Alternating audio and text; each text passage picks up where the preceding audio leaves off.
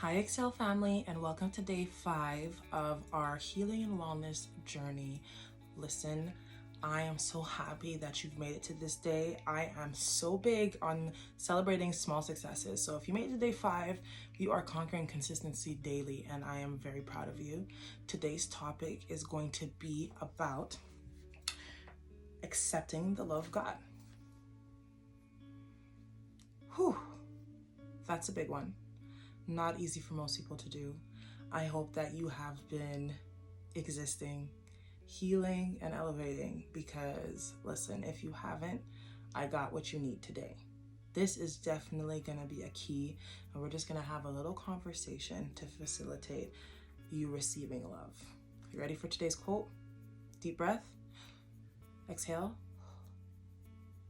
Your task is not to seek for love, but merely to seek and find all the barriers within yourself that you have built against it. Receiving love is so difficult because we tend to believe that people only love us because of what we can do for them.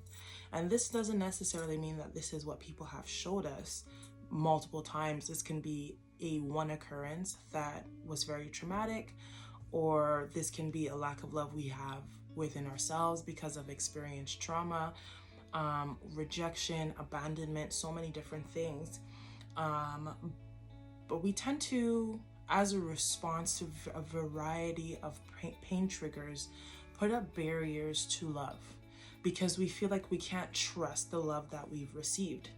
Now, there's no sin in that, right? It is human nature to protect. And so if you've experienced something difficult, it is very clear and very obvious that you're going to go through a season of your life where you're going to try and protect yourself against the difficulty that you've experienced. You fool me once, shame on me. Shame on you. You fool me twice, shame on me, right? We've all heard that. And we're like, you got me once, you won't get me twice. And so we put up this distrust, this wall against love because we feel like love has cheated us, misused us, abused us, taken us for granted in different ways. That doesn't change the fact, however, that there is so much love out there for us to give. Christ aside, and I will definitely get there because he's definitely not last nor least, but Christ aside, there are people placed in your life divinely and specifically by God that we take for granted every single day because we struggle with receiving love. And these people are literally fighting against and fighting and trying to beat down these walls that we've built, attempting to convince us, attempting to remind us, attempting to, teach us and help us to understand that they love us. They love us. Not because of what we can do for them, not because we are like some outstanding, amazing person all the time, because everyone has their off days, but they just love us for who we are. And God sends people like that in our lives so that we will have a glimpse of the love that he has for us. I mean, listen, he really sent us to live in community. No island ought to be no man ought to be an island in and of himself or to himself. We're not created like that. Once Adam was developed and achieving what he had to achieve and doing what he had to do, God looked at him and he said, man, it's not good for man to be alone. And God in and of himself said, let us create man, so we know he wasn't alone. So why would he create us in his own image and we feel like we are created to live in isolation from others? It's not part of our design. And so we have to, if we're going to take this journey of healing, if we're going to take this journey of wellness, come into a place where we are able to accept love. It is a key in developing and maintaining healthy, righteous, and godly relationships. Yes, shocker, the problem might be you, not everyone else. I say this all the time. I heard it once and it really stuck. If you take your finger and you touch every single part of your body and everything you touch is pain, you feel pain. The problem is probably not every single part of your body, but your finger. In the same way, if every single person that you encounter you struggle with believing, trusting, or feeling and receiving love, you might be the problem. Maybe you knew that already, maybe you didn't. But in either case, it's not a judgment, it's a question of self-awareness. What are you going to do about it? It's our responsibilities to take down, dismantle, and disrupt those walls that have been keeping out the love that we so terribly need. Boundaries are not walls, they're fences. They're like gates. They keep things out, but they also have the maturity and are healed enough to let things in. What you might be dealing with might not be a boundary. It's more like a wall.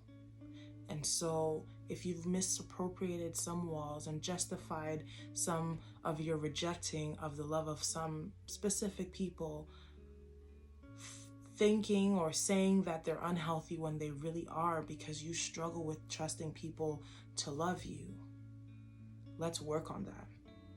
How do we work on that? Well, first let's identify, hey, does this apply to me, and do I do this with people? Some of us gravitate more to people who don't love us than to people who do. Some of us gravitate to toxic relationships more so than loving and healing relationships. And so ask yourself, are there people that I'm pushing away because they're good for me? Am I so used to toxicity that I'm actually rejecting the good? Do I think sometimes so low of myself that I actually go more for the bad than what I truly deserve in God's eyes, which is good? Let's take note of those things. Let's take an evaluation of those barriers, of those walls, and let's turn them into boundaries.